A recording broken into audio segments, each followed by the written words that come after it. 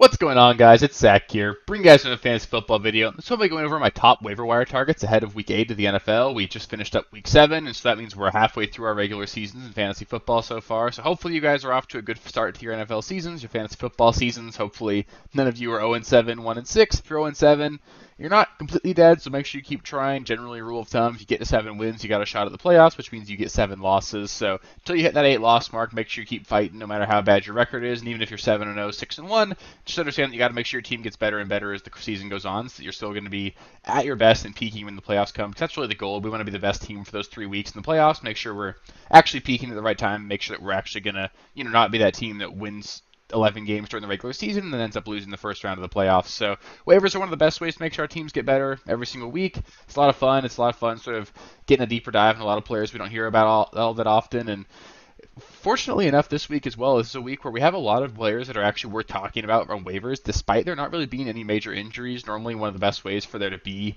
high-end players on the waiver wire is there just being an injured running back or something that allows for a starting or a new running back to come in and start, and that's always sort of a disappointing way for us to have to find new players on the waiver wire. But this week there are actually a lot of players that emerged just because their roles changed and performed at a high level. We've also got some players coming back from injury that should perform at a high level when they get back. So it should be a really exciting week of waivers. I think there's a lot of options, so it's going to be a really exciting week. There should be a lot of ways to improve your team this week, and also we're not going to have any players on bye this next week as well. So it should be really fun. We should be able to play our full lineup, so it should be a lot of fun in Week 8. So really excited so far. Let's get you guys set for the second half of the NFL season, and let's get going with the quarterbacks here. So starting us off with the quarterback position, my number one waiver wire ad, especially if you don't need a quarterback to start this week, would be Kyler Murray. I've actually had Kyler Murray in a couple leagues where we have IR spots. I've been stashing him pretty much all year just because he's a guy that obviously has been an elite fantasy performer when healthy. He's a top 5 fantasy quarterback over the course of his career when he's playing, and that's something that I think we could actually almost expect. Obviously not immediately upon his return, but when he gets back, this entire Cardinals offense is going to get a significant boost. Kyler Murray, assuming he's healthy enough to scramble the way he normally does, should be a really rock solid fantasy asset for you guys. So even if you have a high end quarterback, it doesn't hurt to pick up Kyler Murray, because if you have a Josh Allen, a Patrick Mahomes, you can trade one of them or trade Kyler Murray when he gets back and performs at a high level and flip them to get another starting asset on your roster. So Kyler Murray needs to be rostered at this point. He came back in practice for the first time last week. I would fully expect him to play as soon as potentially this week in Week 8. Maybe Week 9 is when we see him. But regardless, he's going to play the season. The Cardinals want to see him. Let's see what they have in him again before they obviously make a selection with a really high draft pick this next year. They've just got to make that decision as to whether or not they're moving on, and whether or not he stays there next year or the rest of the season. He should be really good for fantasy and should elevate everyone around him. So he should definitely be on rosters. Gardner Minshew, it's not always pretty, but he continues to perform at a really high level for fantasy. They obviously have been turning the ball over quite a bit, and that's not great from an NFL standpoint, but from a fantasy standpoint, it's actually pretty good because it just gives them the ball right back after they give up these quick touchdowns, makes it so they have to score points to end up winning games, and we're seeing a lot of really high-scoring games for the Colts in which they end up losing. Obviously that's not what the Colts want to see, but Minshew is playing at a really high level. They're throwing the ball a ton. There's just plenty of opportunity for him. He's honestly got really quality pass catchers as well with Michael Pittman, Joshua Downs. Jonathan Taylor looks like he's himself now. So a lot of just high-end options for you guys, or for Gardner Minshew. And he's a guy that, even though it's a tough matchup this week against the New Orleans Saints, it's not one that I'm completely scared of. We saw Trevor Lawrence put up a respectable stat line last week, and if you need to stream Minshew, you could definitely do that. And especially in 2 quarterback leagues, he's probably rostered, but he'd probably be starting every single week going forward in 2 QB leagues. And then last, I just want to talk about Desmond Ridder. He plays the Tennessee Titans this week, who are generally a pass funnel defense. They've got a really good run defense, but they can't really defend the pass at all. The Titans just traded Kevin Byard to the Philadelphia Eagles as well. That secondary looks like it's going to be decimated here. And on top of that, the Titans are a team that they're pretty clearly looking towards the future. I don't think they're going to be a very competitive team going forward. And with potentially, we don't really know what's going on with Bijan Robinson, but we saw Bijan Robinson only see 1 touch this last week. If he ends up not being active or not being 100%, we could see even more leaning on this passing game. It's actually looked relatively decent lately. So we're just a guy you could definitely start. They're throwing the ball a lot more than they did earlier on in the year. They've got really high quality pass catchers as well, and Ridder offers a little bit of ability on the rushing game as well. So you could stream Ridder this week and actually do okay if you want to. At running back, we've got a huge list here, so stay with me. I'll start us off with Darrell Henderson and Royce Freeman, both the running backs for the Los Angeles Rams. I know Zach Evans, the Rams running back, was a really hot waiver wire ad last week. I recommended him myself. I even picked him up in 2 leagues, and I did end up pivoting as we got more news later on in the weekend that, okay, they don't really trust Zach Evans at all. He's going to operate as the backup behind Royce Freeman and Darrell Henderson, and that was exactly what we got. Normally this coaching staff in Los Angeles is a little tight-lipped. They don't really want to give us their word, but they did tell us exactly what they were going to do. We saw this game operate as with Darrell Henderson and Royce Freeman effectively splitting snaps, and then Zach Evans did not record a touch in this one. So hopefully you guys pivoted out of him. I'm sorry I recommended him early on in the week. I know it was a really popular ad, so hopefully you didn't spend too much fab, and hopefully you guys were able to pivot out of Zach Evans this week and didn't play him. But going forward for the next 3 weeks, we're going to have Darrell Henderson and Royce Freeman effectively operating in a two-man timeshare for a Rams running game that's actually been relatively effective so far this season. Obviously, neither one of them is going to perform at the level Kyren Williams was. They're not as talented of players. They're not getting the lion's share of the workload the way Kyren was, but they're involved enough. This Rams offense is good enough that I think Darrell Henderson and Royce Freeman can both be like low-end running back twos while they're active for the next 3 weeks. I think it means that really you're just hoping they fall in the end zone. Royce Freeman obviously is a little bit more involved in the passing game. Darrell Henderson a little bit more involved on the ground. So you can use either one of them. They're not high-end plays by any means, but with the state of the running back position, you can definitely add them, and I think they're worth 5 to 10 fab, just guys that would be nice to roster. I do worry with Kyren Williams that potentially he comes back and doesn't have the stranglehold on touches that he had when he was the only running back here.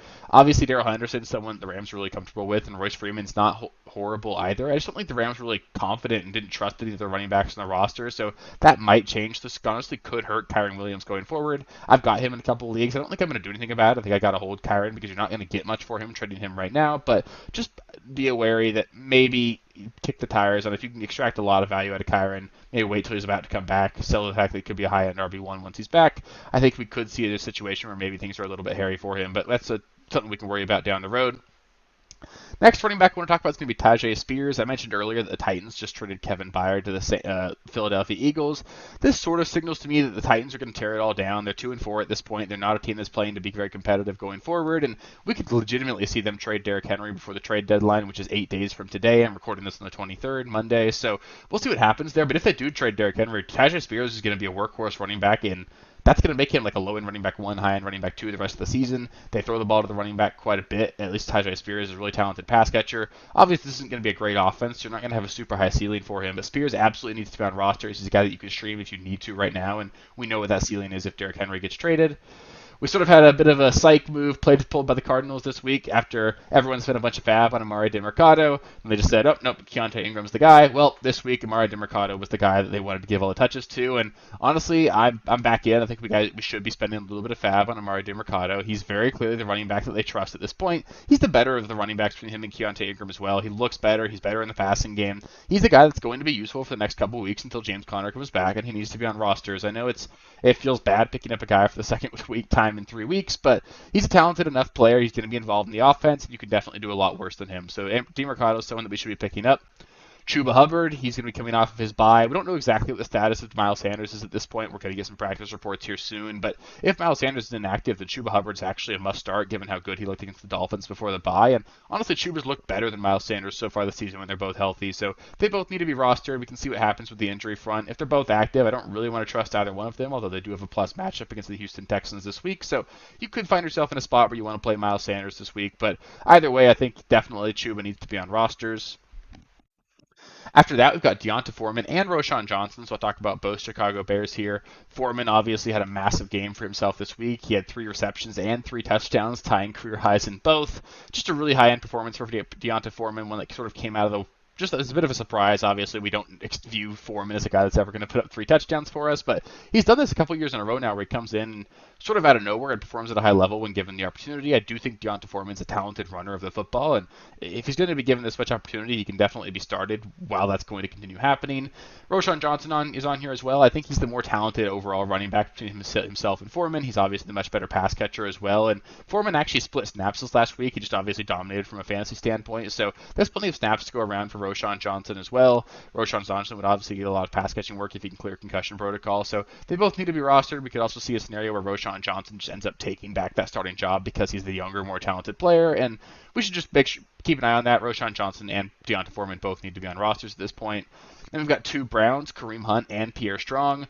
Kareem Hunt obviously had a really high-end performance this last week, scoring twice, and then we saw Jerome Ford lead the game with what seems to be a lower ankle injury. It's probably going to be a 1 or 2 week injury for Jerome Ford, but during those 1 or 2 weeks, Kareem Hunt is going to operate as a really high-end option for you guys. And on top of that, Pierre Strong got a lot of work at the end of the game once Jerome Ford left. It's going to be a 2 running back backfield. They don't trust Kareem Hunt enough to give him all the touches. Pierre Strong is not a special player by any means, but he's good enough. This is going to be a team that wants to run the ball with how poor the quarterback play has been, and they can really lean on that running game and defense. So both these guys should be on rosters. Pierre Strong will be a really deep league option if you need him, and then Kareem Hunt would actually be like a high-end running back 2 this week if Jerome Ford does indeed miss. Ezekiel Elliott continues to get it done. They're giving him a lot of goal line work. He actually out-carried Ramondre Stevenson in this one. The Patriots offense, I'm not going to say they're fixed, but they've looked a little bit better the last couple weeks. They're involving the running backs in the passing game as well. Ezekiel Elliott, he's got a secure enough role that he can be used in a pinch as a low-end running back too, and if something were to ever happen to Ramondre, he'd actually be a really high-end option, so he needs to be rostered. Tyler Algier, I mentioned earlier, Bijan Robinson sort of was like a pseudo-inactive this week for the Atlanta Falcons. They said he had headaches. He only got 1 carry, and it came with like 30 seconds left in the game, and with that happening, we saw Tyler Algier see 20-plus carries again. Obviously caught a couple passes as well. Tyler Algier is a guy that we know if Bijan Robinson misses time, he is a guy there going to feature in the run game. He'll get a ton of touches. Obviously, it was against a tough run defense in Tampa Bay, so he didn't do a ton with those touches, but anybody getting that much volume needs to be rostered. He would obviously be like a really high-end starting option if something happened to Bijan, or if we found out that, okay, they're actually not going to be able to play Bijan because of these injuries. If something lingers here, Tyler Algier's definitely got to be on rosters just in case Bijan ends up missing time. Gus Edwards had a really high-end performance for the Baltimore Ravens this week. He caught an 80-yard pass, which is just crazy. Just saying he catches a pass in a week is a shock normally, so an 80-yard pass is really funny for him. He's involved enough in the offense. I don't really trust the Baltimore Ravens running game at all because they're using effectively 3 running backs. I mean, we know it's Justice Hill and Gus Edwards. We saw some Keaton Mitchell this last week. I don't really love either one, but Gus Edwards would be my preference right now. If you need to play him in like a really deep league as a desperation RB2, you can. And then Devin Singletary, we saw him out-snap Dameon Pierce just last week or 2 weeks ago before the bye. He'll be coming back this week. They get a decent matchup against the Carolina Panthers. You're not picking up Devin Singletary to play him, but in deeper leagues, he could potentially overtake Dameon Pierce for this backfield. It looks like he's the more explosive player. He's a better pass catcher at least. He's obviously not going to get the goal line work with Dameon Pierce there, but he could be involved enough that you want to roster him and see what happens going forward. Up next, we've got the wide receiver position. Not quite as many names on this list as there were for the running backs, but still some really high-end options for us to take a look at this week. My number one ad, if he's for some reason still available, would be Joshua Palmer. He just continues to be extremely necessary for this Chargers offense. He looks good as well. The last couple weeks, I've personally thought are like the best Joshua Palmer has looked as a professional wide receiver so far.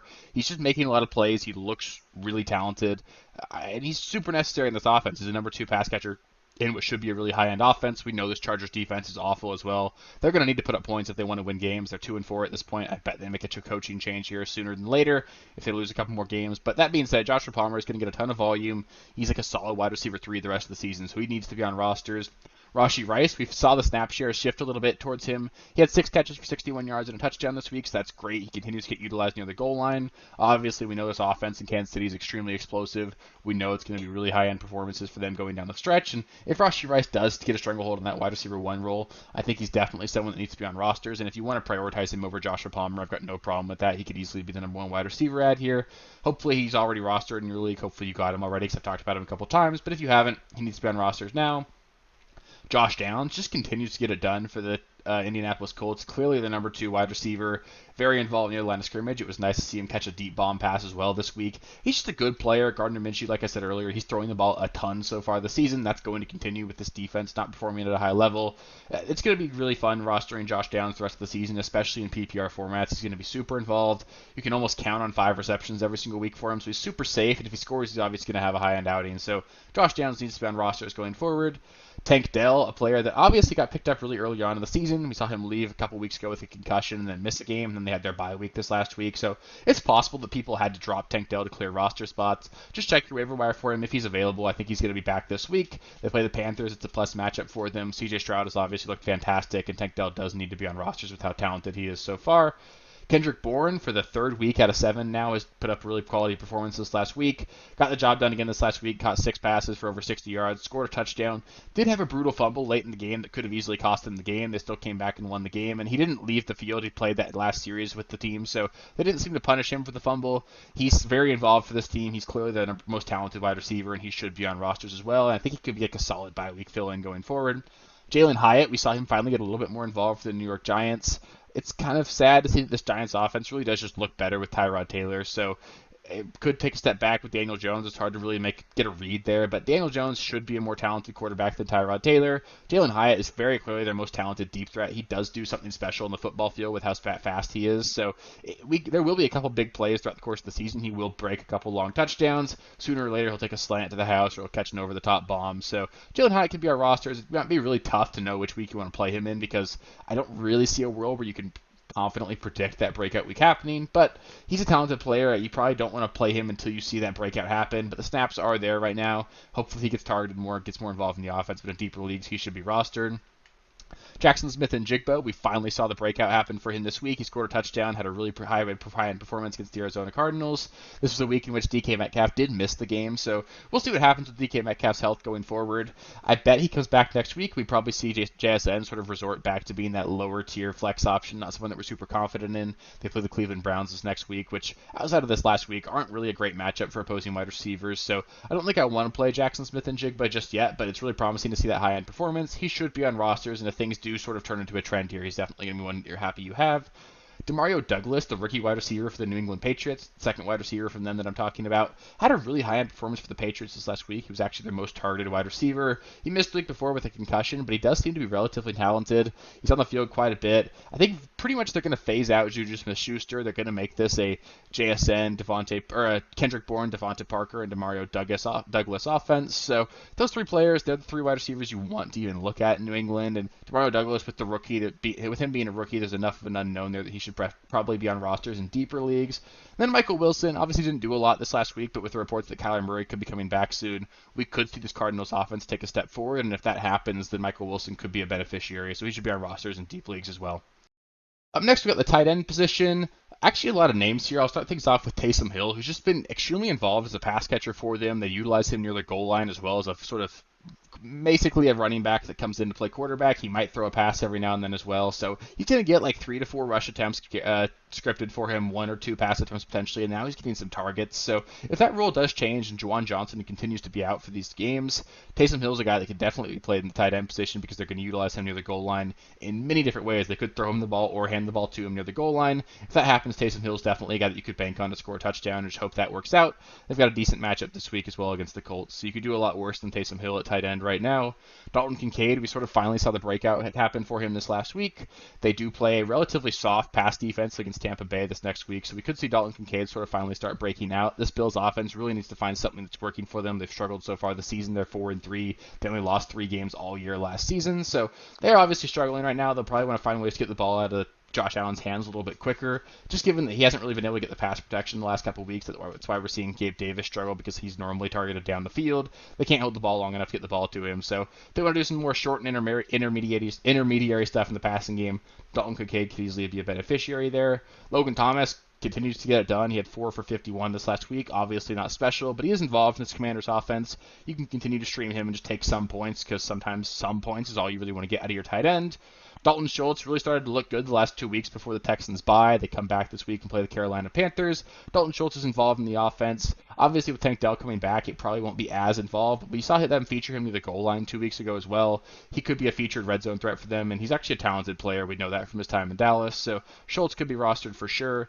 Speaking of Dallas, Jake Ferguson also coming off the bye. He's been really involved with the Cowboys over the course of the season. They're especially featuring him near the red zone. We know Dak Prescott loves to target his tight ends, and I know it was a bit of a bad week before the bye for them. He only had 1 catch for 1 yard, but Ferguson's a talented enough player. They're utilizing him quite a bit, and in that offense, they need pass catchers, so Ferguson could easily be a quality tight end down the stretch. Michael Mayer continues to get playing time for the Las Vegas Raiders.